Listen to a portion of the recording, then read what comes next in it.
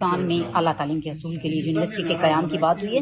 کیا سمجھتی ہیں کہ بلوچستان میں یونیورسٹیز کا قیام کتنا ضروری ہے؟ آج تو اپروو کر دیا کنوینئر نے. آپ کیا سمجھتی ہیں؟ آپ خود بھی بلوچستان سے آپ کا تعلق ہے اور وہاں کی جو طلباء طالبات ہیں ہم دیکھتے ہیں مختلف یونیورسٹیز میں بھی وہ اپنی محرومی کا جو ہے وہ شکوہ کرتے نظر آتے ہیں. کیا کہیں گے؟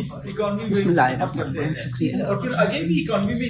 دیکھیے بلوچستان میں جو ہمارے بچے ہیں بلوچستان کے، باقی آپ تمام باتوں کو چھوڑ کے پس پوچھ ڈال کے کہ وہاں پہ کس طرح کی محرومیاں ہیں، لیکن اگر میں سمجھتی ہوں کہ یہ اچھا اقدام ہے یونیورسٹی کا قیام. اور جیسے حاجی عبدالشکور صاحب نے لے کر آئے کہ انہوں نے کہا تھا کہ قلعہ عبداللہ میں وہاں کے بچوں کے لیے یا پھر بلوچستان کے بچوں کے لیے آپ دیکھیں وہاں پہ میں یہ کہنا نہیں چاہوں گی، باقی سارے ایسی جگہیں ہیں زیادہ تر جہاں پہ بچے سگریٹ نوشی خدا نخواستہ اور پراکے کچھ نشے بچے وہاں پہ جاتے ہیں، وہ ساری جگہ وہاں پہ زیادہ مہیا ہے بلوچستان میں بنسبتاً اسکول یونیورسٹی کالجز کا.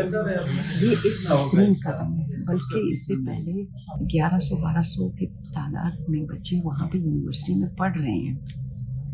تو میں سمجھتی ہوں اس سے وہاں کے لوگوں میں اویئرنیس آگاہی اور روزگار جو بے روزگاری ہے اس میں الحمدللہ بچے برسر روزگار ہو جائیں گے، اور جب روزگار برسر روزگار ہو جائیں گے تو وہاں پہ خوشحالی آئے گی.